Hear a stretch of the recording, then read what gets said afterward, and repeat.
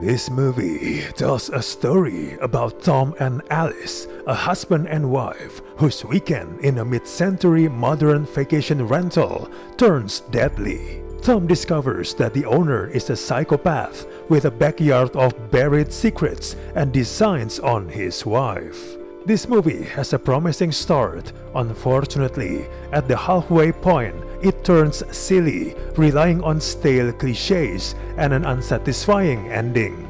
It begins as a pretty blatant story about sexism and misogyny carrying on through the generations, and then it becomes a bland mystery, a generic scare fest, and a mess of some convoluted rules and mythology of the supernatural. It's another movie that tries to combine too many genres all at once while none of the beats actually land. Combining horror, sci-fi, mystery, and thrills could be effective with a smart and well-written script, but that's not the case here. It bites off much more than it can chew and becomes unfocused and convoluted as it progresses. The second half of the movie feels as if it were lifted from some other film, as the script juggles too many concepts.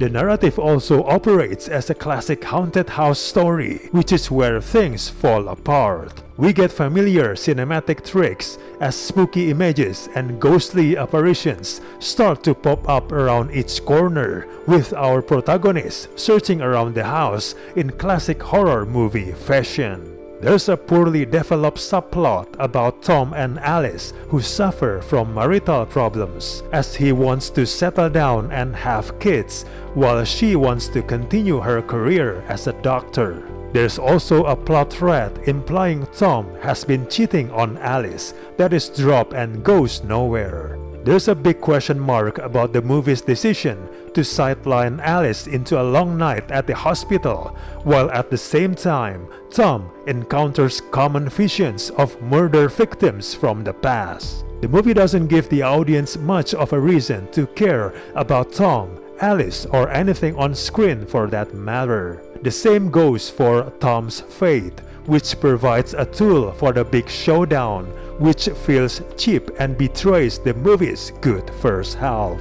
The script begins with a prologue that provides exposition about Frederick Banner's dark side, which is a wrong move, as it spoils any suspense the audience might have about whether or not he can be trusted. There are flashbacks that repeat the same point over and over about Frederick Banner's evilness.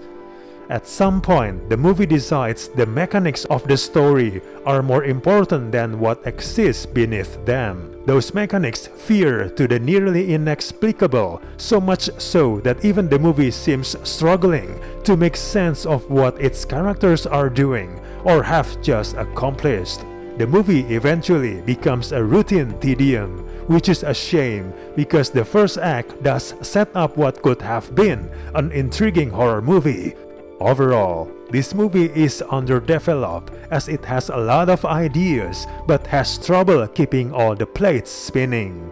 It has cheap scares, illogical scenes of suspense, and a supernatural mythology that appears to be made up as the plot requires. The result is dull, overwrought, and clunky, while the thrills, chills, suspense, and fun are nowhere to be found. We do not recommend this movie at all.